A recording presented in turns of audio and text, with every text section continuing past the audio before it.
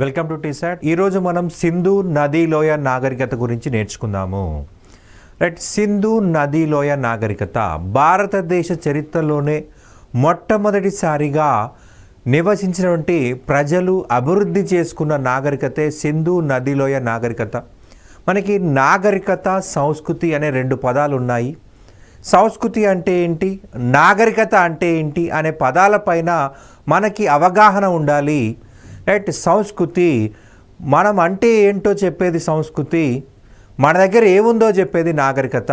మనకి ఈ యొక్క సంస్కృతిలో ప్రధానంగా పండుగలు, ఆచార వ్యవహారాలు, బట్టలు, వేషధారణ ఇవన్నీ కూడా సంస్కృతిలో భాగంగా వస్తాయి.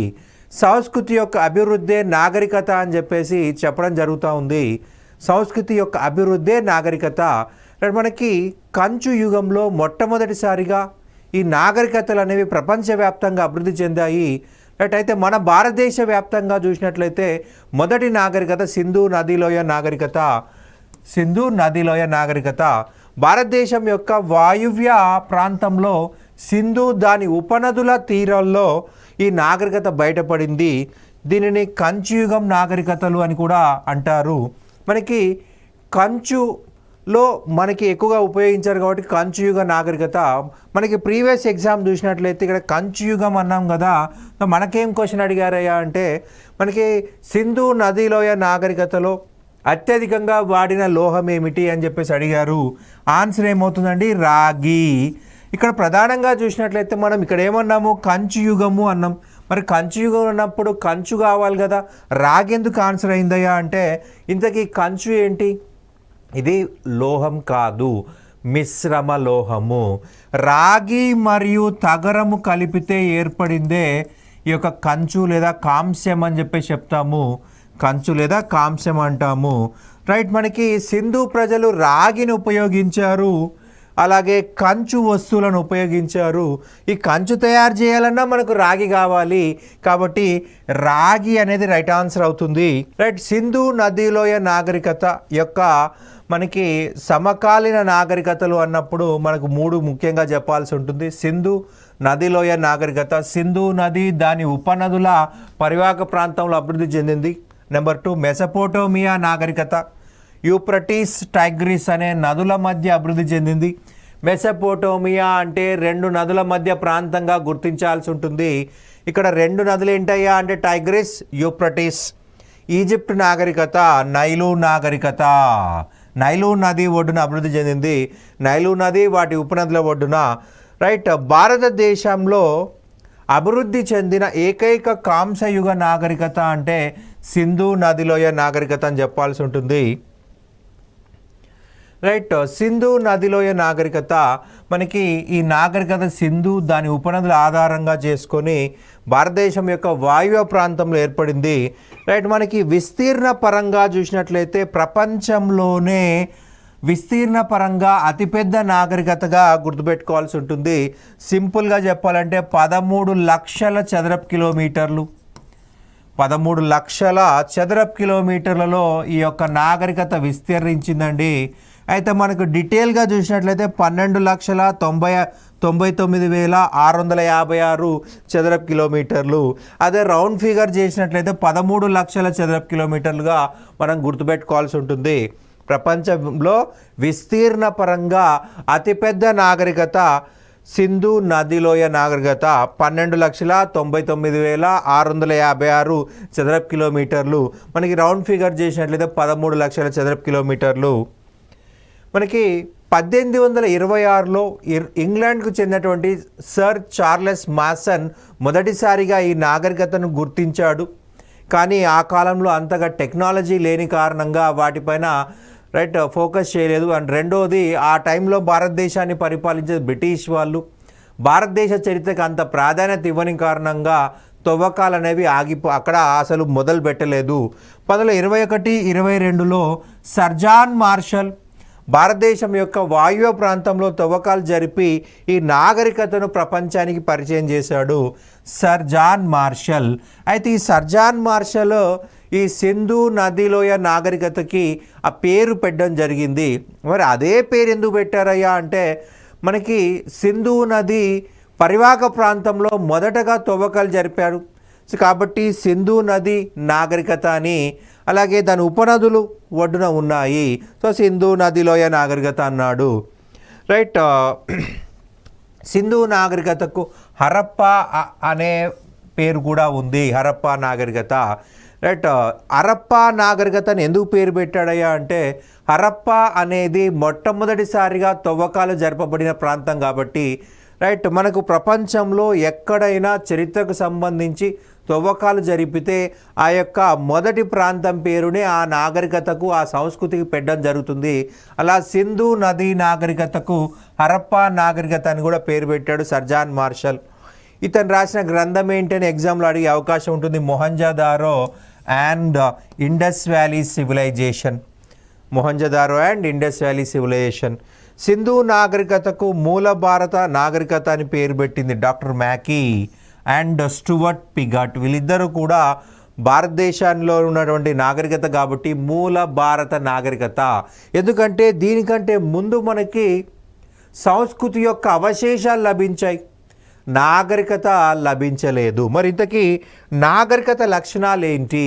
మనకు నాగరికతలో ప్రధానంగా చూసినట్లయితే మొదటిది పట్టణీకరణ కనిపించాల్సి ఉంటుంది. పట్టణీకరణ కనిపించాల్సి ఉంటుంది. ఎక్కడైతే పట్టణాలు ఉంటాయో దాన్ని మనం నాగరికతగా చెప్పొచ్చు. రెండవ లక్షణము వ్యవసాయము. మూడవ లక్ష్యము మనకి లిపి ఉండాలి. రైట్. సాంకేతిక పరిజ్ఞానము.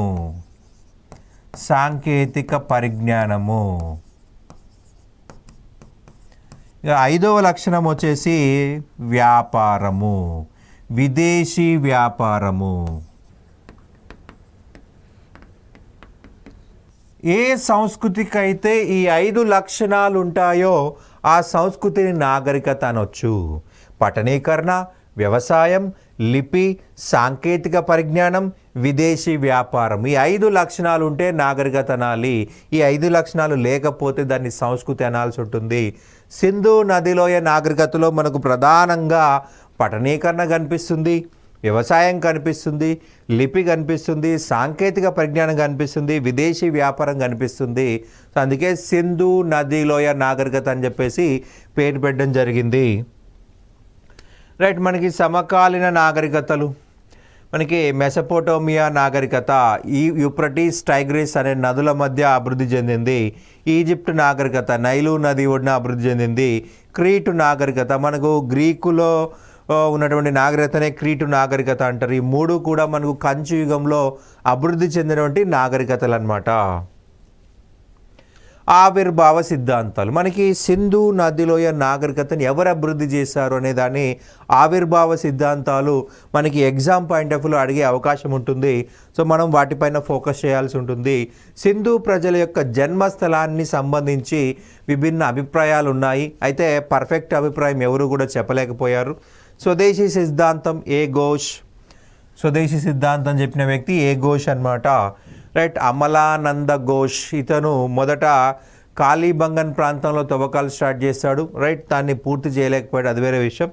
రైట్. స్వదేశీ సిద్ధాంతం మొదట మనకు చెప్పింది ఏ ఘోష్. రైట్. బెలూచిస్తాన్ సిద్ధాంతం, మనకు ప్రస్తుతం పాకిస్తాన్లో ఉన్నటువంటి రైట్ పశ్చిమ ప్రాంతాన్నే బెలూచిస్తాన్ అనే ప్రాంతం అంటాము. రైట్. రఫీక్ మొఘల్ అనేటువంటి వ్యక్తి ఈ యొక్క బెలూచిస్తాన్ సిద్ధాంతం చెప్పడం జరిగింది. బెలూచిస్తాన్లోని ప్రజలే ఈ సింధు నాగరికత నిర్మాతలు అంటాడు రఫీక్ మొఘల్. అండ్ విదేశీ లేదా సుమేరీ సిద్ధాంతం మార్టిమర్ వీలర్. మనకి సుమేరియాలో ప్రధానంగా మనకి అమ్మ తల్లిని పూజించారు, అలాగే మనకి బావులు కనిపించాయి, అలాగే మహాస్నాన వాటిక కనిపించింది, ధాన్యవాటికలు కనిపించాయి. సో వీటన్నిటిని బేస్ చేసుకొని మార్టిమర్ వీలర్ అనే వ్యక్తి సుమేరియన్ సిద్ధాంతం చెప్పాడు. రైట్. ఈ యొక్క మార్టిమర్ వీలర్ వచ్చేసి సింధు నాగరికత అనే గ్రంథం రచన జరిగింది. సర్జాన్ మార్షల్ తర్వాత భారత పురావస్తు శాఖకి డైరెక్టర్గా పనిచేసిన వ్యక్తి మార్టిమర్ వీలర్. సో అందుకే ఇతనికి కొద్దిగా ప్రాధాన్యత ఉందన్నమాట. రైట్. ఇతను రాసిన గ్రంథము సింధు నాగరికత, ఇండస్ వ్యాలీ సివిలైజేషన్ ఇంగ్లీష్లో. రైట్. ఇక టైం పీరియడ్, మనకి టైం ఏ కాలంలో సింధు నాగరికత ఉంది అయితే డిఫరెంట్ వ్యక్తులు డిఫరెంట్గా చెప్పడం జరిగింది. మనకు ప్రధానంగా చూస్తే మార్టిమర్ వీలర్ ఏమంటాడు, క్రీస్తు పూర్వం 2500లో ప్రారంభమై 1750 వరకు కూడా మనకి సింధు నాగరికత అభివృద్ధి చెందింది అని చెప్పేసి మార్టిమర్ వీలర్ చెప్తా ఉన్నాడు. అండ్ మనకు C14 ప్రకారం కార్బన్ డేటింగ్ విధానము, కార్బన్ యొక్క అర్ధ జీవిత కాలం ఆధారంగా డిసైడ్ చేసినటువంటి టైం పీరియడ్ చూసినట్లయితే క్రీస్తు పూర్వము 2300 నుంచి 1750. రైట్, కార్బన్ డేటింగ్ విధానము కార్బన్ యొక్క అర్ధ జీవిత కాలాన్ని ఆధారంగా చేసుకొని చెప్పడం జరిగింది. మనకి కార్బన్ యొక్క అర్ధ జీవిత కాలాన్ని ప్రొఫెసర్ లిబ్బీ అనేటువంటి వ్యక్తి, ఈయన అమెరికా శాస్త్రవేత్త, ఈయన దాన్ని కనుగొనడం జరిగింది. కార్బన్ యొక్క అర్ధ జీవిత కాలము 5568 సంవత్సరాలు. రైట్, అది ప్రతి 5568 సంవత్సరాలకి సగం అవుతూ ఉంటుంది. సో అలా మనకి ఏ కాలానికి చెందిందో తెలుసుకోవచ్చు. జస్ట్ కాలం గురించి మాత్రమే తెలుసుకునే అవకాశం ఉంటుంది. రైట్, దాని ప్రకారం ఏం చేశారు, మనకి ఇక్కడ డిసైడ్ చేసే ఇయర్ వచ్చేసి 2300 నుంచి 1750. ఇక నెక్స్ట్ చూసినట్లయితే సర్ జాన్ మార్షల్, ఈయన ప్రకారం క్రీస్తు పూర్వం 3000 నుంచి 1500 అంటున్నాడు. ఇక next S Ramarao R S R Rao లేదా ఎస్ రామారావు, ఇతను లోతాల్ అనే ప్రాంతాల్లో తవ్వకాలు జరిగినటువంటి వ్యక్తి ఎస్ రామారావు ఆర్ ఎస్ఆర్ రావు అంటారు. ఈయన బెంగళూరు ప్రాంతం చెందినటువంటి ప్రముఖ శాస్త్రవేత్త. రైట్, ఎస్ఆర్ రావు అని కొన్ని పుస్తకాలు రాశారు, ఎస్ రామారావు కొన్ని పుస్తకాలు రాశారు, what ever it is. Right, ఇతని ప్రకారం 3500 నుండి 1500 వరకు అని చెప్పేసి మనకి ఈ యొక్క టైం పీరియడ్ ఇవ్వడం జరిగింది. రైట్, మనకి 4 మన ఎగ్జామ్ పాయింట్ ఆఫ్లో గుర్తుపెట్టుకోవాల్సి ఉంటుంది. ఇక నెక్స్ట్ చూసినట్లయితే భారతదేశానికి ఎలాగైతే సరిహద్దులు ఉన్నాయో ఇలాగే సింధు నదిలోయ నాగరికతకు కూడా సరిహద్దులు ఉన్నాయని చెప్పేసి గుర్తుంచుకోవాల్సి ఉంటుంది. మనకి ఉత్తర సరిహద్దు ఏంటి, దక్షిణ సరిహద్దు ఏంటి, ఉత్తర సరిహద్దు ఏ నది ఒడ్డున ఉంది, దక్షిణ సరిహద్దు ఏ నది ఒడ్డున ఉన్నది అనేది గత ఎగ్జామ్స్లో మనకు అడగడం జరిగింది. సో మనం వాటిపైన ఫోకస్ చేయాల్సి ఉంటుంది. సో ఫస్ట్ మనం నార్త్ నుంచి వద్దామండి. ఉత్తర దిక్కున చూసినట్లయితే మండా నగరం అండి. ఈ మండా నగరము జమ్మూ కాశ్మీర్లో ఉంది. రైట్, జమ్మూ కాశ్మీర్లో చీనాబు నదీ తీరంలో మనకు కనిపిస్తుంది. ఉత్తర సరిహద్దు మండా. ఈ నగరం దాటి ఇంకా పైకి వెళ్ళినట్లయితే ఎటువంటి అవశేషాలు మనకు కనిపించలేదు. సింధు నదిలోయ నాగరికత అవశేషాలు మనకి మండా దాటి కనిపించలేదు. అందుకే దీన్నే ఉత్తర సరిహద్దు ప్రాంతం అన్నాం. ఏ నది ఒడి ఉందండి, చీనాబ్ నది. నెక్స్ట్ ఈస్ట్కి వద్దామండి. అలంగీర్పూర్ ఉత్తరప్రదేశ్. ఇది హిందన్ నది ఒడ్డున ఉంది. హిందన్ నది యమునా నది యొక్క ఉపనది. యమునా నది యొక్క ఉపనది. రైట్, ఇది మనకు సింధు లోయ వరకు మాత్రమే ఉందండి. రైట్, గంగా నది పరివాహక ప్రాంతంలోకి వెళ్ళలేదు. యమునా నది యొక్క ఉపనది అది. రైట్, యమునా నదికి రైట్ సైడ్లో ఉంటుంది. లెఫ్ట్ సైడ్కి వెళ్తే మళ్ళా మనకి గంగా వ్యాలీ అవుతుంది. మనకి రైట్ సైడ్లో ఉంది. రైట్ సైడ్లో అది సింధు వ్యాలీ ఎండింగ్ అనమాట. ఇక సౌత్ చూసినట్లయితే దైమాబాద్ అండి. దైమాబాద్ మహారాష్ట్ర. ఇక్కడ ఉన్న నది ప్రవరా నది. ఇక నెక్స్ట్ పశ్చిమ దిక్కున చూసినట్లయితే సుక్తా జెండార్ అని మనం గుర్తుపెట్టుకోవాల్సి ఉంటుంది. సుక్తా జెండార్ ఇది దస్త్ నది ఒడ్డున ఉంది. దస్త్ నది ఇరాన్ మరియు పాకిస్తాన్ యొక్క సరిహద్దు ప్రాంతము. మనకి ఇరాన్ పాకిస్తాన్ కలిసే ప్రాంతంలో ఉందండి సరిహద్దు ప్రాంతము. రైట్, ఇది ఆ కాలంలో రేవు పట్టణము, కానీ ప్రస్తుతము 500 కిలోమీటర్ల భూమి అభివృద్ధి చెందింది లేదా సముద్రము వెనక్కి వెళ్ళిందని చెప్పుకోవాల్సి ఉంటుంది. ప్రస్తుతం ఇది తీర ప్రాంతం కాదు. సింధు నదిలోయ నాగరికత కాలంలో తీర పట్టణము. రైట్, సముద్రం అభివృద్ధి చెందింది. సముద్రము వెనక్కి వెళ్ళడము లేదా భూమి అభివృద్ధి చెందడం లేదా భూమి పైకి రావడం వల్ల ఇది ప్రస్తుతానికి సముద్ర మార్గం అనేది ఈ యొక్క సుక్తా జెండార్కి లేదు. ఇవి మనకి గతంలో ఎగ్జామ్ పాయింట్ ఆఫ్ అడగడం జరిగింది. రైట్, మనకు మండా ఏ నది ఒడ్డున ఉన్నది, అలంగీర్పూర్ ఏ నది ఒడ్డున ఉన్నది, దైమాబాద్ ఏ నది ఒడ్డున ఉన్నది, రైట్, సుక్తా జెండార్ ఏ నది ఒడ్డున ఉన్నది. అలాగే రాష్ట్రాలు మనకి దైమాబాద్ ఏ రాష్ట్రం, మహారాష్ట్ర. రైట్, మండా ఏ రాష్ట్రం, జమ్మూ కాశ్మీర్. అలంగీర్పూర్ ఏ రాష్ట్రం, ఉత్తరప్రదేశ్, ఇలా మనకు రాష్ట్రాలు కూడా అడిగే అవకాశం ఉంటుంది. మొట్టమొదటిసారిగా తవ్వకాలు జరపబడిన ప్రాంతము అంటే హరప్ప అండి. 1921లో మనకి మొట్టమొదటిసారిగా తవ్వకాలు అనేవి జరిగాయి. 1921 అనేది గుర్తుపెట్టుకోవాలి. హరప్పాలో 1921లో తొలిసారిగా తవ్వకాలు జరిపారు. అలాగే 1922 చూసినట్లయితే రెండవసారి తవ్వకాలు జరపబడిన ప్రాంతం మొహంజదారో. మనకి హరప్పాలో దయారాం సహాని అనే వ్యక్తి తవ్వకాలు జరిపాడు. రైట్. అలాగే మొహంజదారో చూసినట్లయితే ఆర్డి బెనర్జీ అనే వ్యక్తి తవ్వకాలు జరిపాడు. ఆర్డి బెనర్జీ.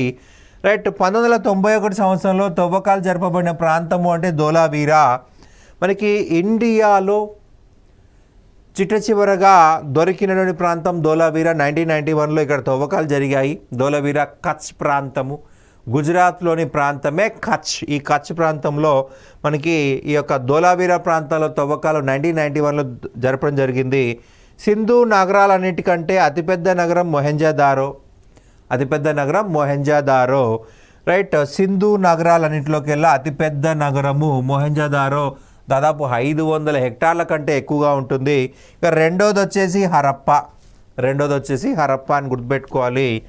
రైట్. సింధు నదిలోయ నాగరికత చూసినట్లయితే దాదాపుగా 1400 కంటే ఎక్కువ పట్టణాలు అనేవి మనకు తవ్వకాల్లో బయటపడ్డాయి.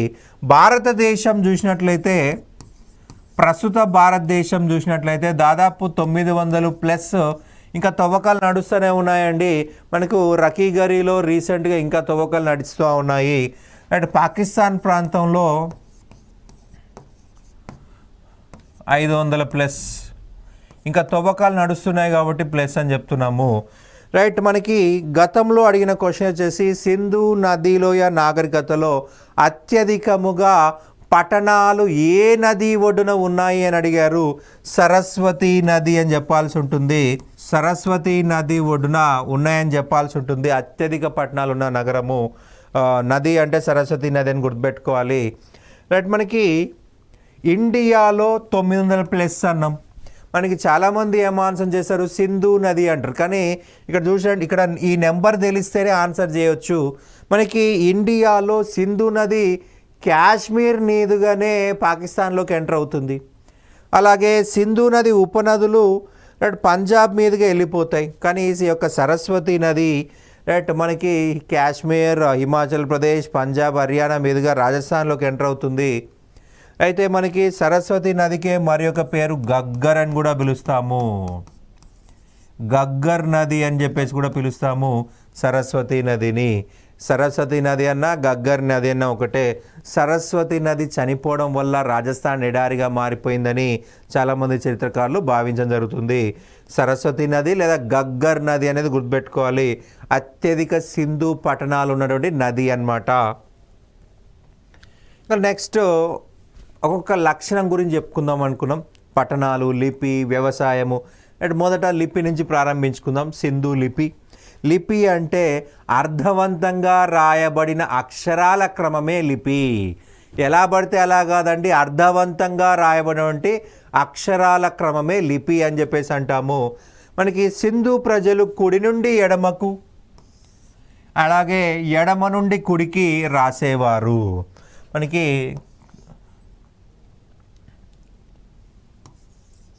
కుడి నుండి ఎడమకు, అలాగే ఎడమ నుండి కుడికి. ఇది ఎలా ఉందండి, ఒక పాము పోయినట్టుగా ఉంది. సో దీన్ని సర్పలిపి అన్నారు. సర్పలిపి అన్నారు. పాము ఎలా పోతుందండి, right to left, left to right ఇలా వెళ్తూ ఉంటుంది. మనకు పాము అడ్డదిడ్డంగా స్ట్రైట్గా ఎప్పుడు వెళ్ళదు. రైట్, దాన్ని మడతలుగా వెళ్తుంది. కుడి నుంచి ఎడమకు, ఎడమ నుండి కుడికి రాసేవాళ్ళనమాట. సో అందుకే సర్పలిపి అన్నారు. ఈ లిపిలో అక్షరాలు ఉన్నాయి, బొమ్మలు ఉన్నాయి. సో బొమ్మల లిపి అన్నారు.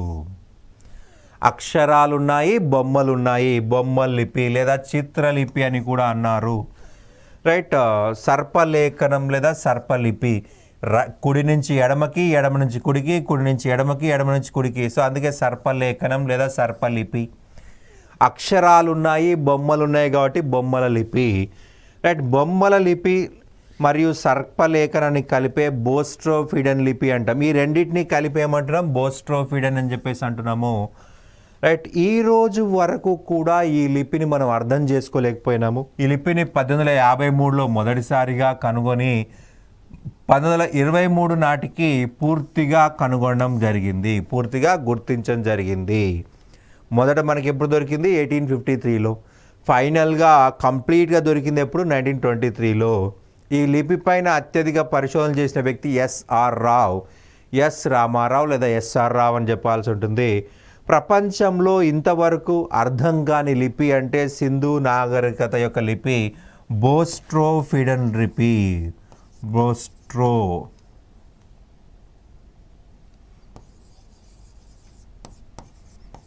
బోస్ట్రోఫిడన్ లిపి. ఇప్పటి వరకు ఏ భాషకి దగ్గరగా లేదని రైట్ దీనిపైన అనేక పరిశీలన చేసిన వాళ్ళు రైట్ చెప్పలేకపోయారనమాట. ఇది ఏ భాషకు దగ్గరగా లేదు, రైట్ ఏ లిపికి దగ్గరగా లేదు, ప్రపంచంలో ఏ లిపి కూడా దీనికి అనుకూలంగా లేదు. సో మనకి దీన్ని అర్థం చేసుకోవడం కష్టమైపోయింది. రైట్, మరి ఈ లిపిని ఎందుకు అర్థం చేసుకోలేకపోయాము? కారణం ఏంటి అని చూసినట్లయితే సింపుల్ అండి. ఏ భాష అయినా కంటిన్యూటీ ఉన్నట్లయితే అర్థమవుతుంది. ఫర్ ఎగ్జాంపుల్ మనకు తెలుగు భాష ఉంది. తెలుగు భాష ప్రజలంతా కూడా రోజు రోజుకి ఇంగ్లీష్ వైపు లేదా హిందీ వైపు వెళ్ళిపోతూ ఉన్నారు. తెలుగు చదవడం ఆగిపోయింది. అప్పుడు ఏమవుతుంది? ఎవరో తెలుగు మాట్లాడే వాళ్ళు లేకపోతే తెలుగు భాష చచ్చిపోతుంది. ఇక్కడ కూడా అంతే. రైట్, మనకి సింధు లిపిని తర్వాత వచ్చిన తరం వాళ్ళు ఉపయోగించలేదు, అందువల్ల ఈ భాష అంతరించిపోయింది. ఏ భాషనైనా కాపాడుకోవాలంటే దాన్ని నిరంతరం ఉపయోగించుకోవాల్సిందే. బెస్ట్ ఎగ్జాంపుల్ ఇదే అనమాట. సింధు లిపి ఎవరు మాట్లాడని కారణంగా, సింధు నాగరికతలో వాడిన లిపి ఎవరు మాట్లాడిన కారణంగా భాష అంతరించిపోయింది. సింధు నాగరికత పతనం తర్వాత ఆర్యులు వచ్చారు. ఆర్యులకంటూ వాళ్ళ యొక్క భాషలు ఉన్నాయి. ప్రాకృత భాష ఉంది, సంస్కృత భాష ఉంది. సో ఆ ప్రాకృత భాష, సంస్కృత భాష ఉపయోగించి సింధు లిపిని వాళ్ళు పట్టించుకోలేదు. సో ఈ యొక్క లిపి అనేది అంతరించిపోయింది. రైట్, మనకి దాదాపుగా 400 అక్షరాలు లేదా 400 సంకేతాలను గుర్తించడం జరిగింది. 400 అక్షరాలు లేదా 400 సంకేతాలను గుర్తించడం జరిగింది. మనకి 26 అక్షరాలు ఉన్న ఇంగ్లీష్ నేర్చుకోవడానికే తల ప్రాణం తోక్కొస్తుంది. 56 అక్షరాలు ఉన్న తెలుగు నేర్చుకునే చాలా ఇబ్బంది పడతాం. తెలుగు మాట్లాడతాం, రాయమంటే చాలా ఇబ్బంది పడతాం, రైట్ చదవమంటే చాలా ఇబ్బంది పడతాం. అటువంటిది 400 అక్షరాలు. సో అందువల్ల మనం ఈరోజు వరకు అర్థం చేసుకోలేకపోయాం. మరొకటి, ఒకసారి రాసిన అక్షరాలు మళ్ళీ రిపీట్ చేయలేదు ఈ సింధు ప్రజలు. మనము ఒక 56 అక్షరాలు అటు తిప్పి ఇటు తిప్పి రాసుకున్నాం. చూడండి, ఇక్కడ అనేక సార్లు మనం రిపీట్ చేసుకున్నాం. రైట్, ఒక భాషని అనేక పదాలు రిపీట్ చేసుకుంటాం కాబట్టి మనకి ఈజీగా మీనింగ్ క్యాచ్ చేయొచ్చు. సింధు ప్రజలు ఒకసారి వాడిన లిపిని మళ్ళీ వాడలేదు, ఒకసారి రాసిన అక్షరం మళ్ళీ రాయలేదు, అందువల్ల తొందరగా మీనింగ్ క్యాచ్ చేయలేకపోతున్నాం అనమాట. రైట్, ఎన్ని అక్షరాలు ఉన్నాయి? దాదాపు 400 అక్షరాలు ఉన్నాయి.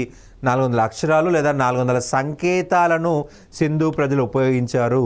మనకి బెస్ట్ ఎగ్జాంపుల్ చూసినట్లయితే చాన్హుదారో అనే ప్రాంతంలో ఇంకు కుండ దొరికింది. ఆ ఇంకు కుండ ఉందంటే అర్థం ఏంటి? రాయడం కోసమే కదా ఇంకు వాడేది. సో మనకి వీళ్ళకి చదవడం రాయడం తెలుసు అంటానికి ఎగ్జాంపుల్. ఇక నెక్స్ట్ పట్టణీకరణ.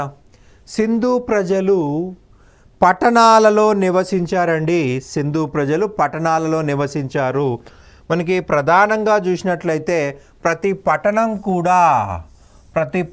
కూడా రెండుగా విభజించబడింది. ఎగువ పట్టణము, దిగువ పట్టణము రెండుగా విభజించబడింది. దిగువ పట్టణము, ఎగువ పట్టణము. రైట్, మనకి దిగువ పట్టణము ఓపెన్ ఏరియా అన్నమాట. రైట్, చాలా కంజెస్టెడ్ ఏరియా. రైట్, ఎగువ పట్టణం చూసినట్లయితే మనకి ఇక్కడ ఒక కోట గోడ నిర్మించడం జరిగింది. రైట్, ఇది చాలా చిన్న ప్రాంతం అయినప్పటికీ విశాలమైన గదులున్నాయి. రైట్, మనకి 2 అంతస్తుల బిల్డింగ్స్, 3 అంతస్తుల బిల్డింగ్స్ మనకి ఇక్కడ కనిపిస్తున్నాయి. మనకి దిగువ పట్టణం చూసినట్లయితే దిగువ పట్టణము ఓపెన్ ఏరియా. ఇక్కడ కంజెస్టెడ్ హౌసెస్, ఇరుకైన ఇల్లున్నాయి, ఇరుకైన గదులున్నాయి. సో దీన్ని బట్టి మనకి ఏం చెప్తున్నారంటే ఈ కాలంలో కుల వ్యవస్థ లేదు, వర్గ వ్యవస్థ ఉంది. డబ్బున్న వాళ్ళు కోట లోపల ఉన్నారు, పేదవాళ్ళు కోట బయట ఉన్నారు. డబ్బున్న వాళ్ళు కోట లోపల, పేదవాళ్ళు కోట బయట ఉన్నారని చెప్పేసి చెప్తా ఉన్నారు. మనకి సింధు ప్రజల అతి విశిష్ట లక్షణం వచ్చేసి మురుగునీటి పారుదల వ్యవస్థ. మురుగునీటి పారుదల వ్యవస్థ, డ్రైనేజ్ సిస్టమ్ అన్నమాట. సింధు ప్రజలు నిర్మాణాల కోసం కాల్చిన ఇటుకలు ఉపయోగించారు. మనకి కాల్చిన ఇటుకలకు గట్టితనం ఎక్కువ ఉంటుంది, రైట్. నిర్మాణాల్లో కాల్చిన ఇటుకలు ఉపయోగించారు. ప్రపంచం చరిత్రలోనే మొదటిసారిగా కాల్చిన ఇటుకలు ఉపయోగించింది సింధు ప్రజలే. మొట్టమొదటిసారిగా మనకి ఇటుకలను ఉపయోగించింది, కాల్చిన ఇటుకలు ఉపయోగించింది సింధు ప్రజలు. మనకి వీరి కాలంలో ప్రతి ఇంటికి ఖచ్చితంగా బావి, స్నానాల గది, వంట గది ఉండేవి, రైట్. ప్రతి ఇంట్లో కూడా బావి ఉంది, స్నానాల గది ఉంది, వంట గది ఉంది. ప్రతి ఇంట్లో కూడా మురుగునీటి పైపుల ద్వారా, భూమార్గం ద్వారా ఊరు మధ్యలోకి తీసుకువచ్చి అక్కడ నుండి మురుగునీటిని నదిలోకి పంపేవాళ్ళు, రైట్. మనకు ఇప్పుడు ఇంతకుముందు ఏం చెప్పుకున్నామండి, మనకు మెసపోటియా నాగరికత ఉంది, రైట్. ఈ యొక్క ఈజిప్ట్ నాగరికత ఉంది, క్రీట్ నాగరికత ఉంది. ఈ నాగరికతలో వాళ్ళు భూగర్భ మురికి కాలువలు నిర్మించుకోలేదు, మనకు ఓపెన్ డ్రైనేజ్ ఉన్నాయి. సింధు నదిలోయ నాగరికతలో మాత్రమే మనకు భూగర్భ మురికి కాలువలు ఉన్నాయి. అందువల్ల దీన్ని ఏమంటున్నాము, అతి విశిష్ట లక్షణం అంటున్నాము. సింధు నాగరికత యొక్క భూగర్భ మురికి కాలువలని అతి విశిష్ట లక్షణం అనేది గుర్తుపెట్టుకోవాలి. వీరి కాలంలో 4:2:1 నిష్పత్తిలో ఇటుకలను తయారు చేసి నిర్మాణాలకు ఉపయోగించారు. మనకి ప్రధానంగా చూసినట్లయితే ప్రతి నగరంలో కోటలు ఉన్నాయి అని చెప్పేసి అనుకున్నాం. అయితే మనకేం అడిగారంటే కోట గోడలేని ఏకైక నగరము, కోట గోడలేని ఏకైక నగరము చాన్హుదారో. కోట గోడలేని ఏకైక నగరము చాన్హుదారో. మనకి ధోలావీరా నగరం చూసినట్లయితే ఈ నగరము 3 భాగాలుగా విభజితమైనది, 3 భాగాలుగా విభజితమైనది. మనకి చాన్హుదారోలో కోట లేదు, అదొక ఎగ్జంప్షను. ధోలావీరా ఏమో 3 భాగాలుగా విభజితమైంది. ఇక్కడనే మనకి ఇంకో విధంగా అడగవచ్చు, మధ్య పట్టణము కనిపెట్టబడిన ప్రాంతం ఏంటి?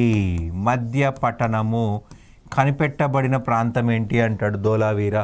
3 భాగాలుగా పెంచింది అంటాడు ధోలావీరా, రైట్. కోట గోడలేని ఏకైక నగరం చాన్హుదారో. ప్రతి నగరానికి కోట గోడలు ఉన్నాయి, రైట్. కోట గోడలేని ఏకైక ప్రాంతం చాన్హుదారో అని గుర్తుపెట్టుకోవాల్సి ఉంటుంది, చాన్హుదారో, రైట్. మనకి సింధు నాగరికత కాలంలో ప్రజలు, రైట్, గ్రిడ్ విధానాన్ని ఉపయోగించారు. గ్రిడ్ విధానము రోడ్ల నిర్మాణంలో, భూగర్భ మురికాల విధానంలో గ్రిడ్ విధానం ఉపయోగించారు, రైట్. మహాస్నాన వాటిక ఇది మనకు మొహంజదారోలో లభించింది, రైట్. మహాస్నాన వాటికలో వేడి నీటితో కూడా స్నానము చేసే సౌకర్యం ఉండేది, రైట్. వీరు తమ నిర్మాణాల్లో గ్రిడ్ విధానాన్ని ఉపయోగించారు. గ్రిడ్ విధానాన్ని చెస్ బోర్డ్ విధానం అని కూడా పిలుస్తాము.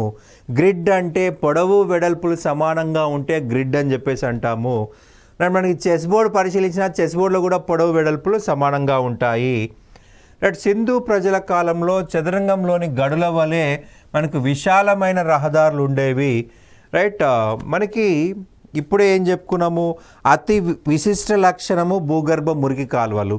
మరి అన్ని నగరాల్లో ఉన్నాయా అంటే ఒకే ఒక నగరంలో భూగర్భ మురికి కాలువలు లేవండి, అది బన్వాలి. మురుగునీటి పారుదల వ్యవస్థ లేని నగరం అంటే బన్వాలి.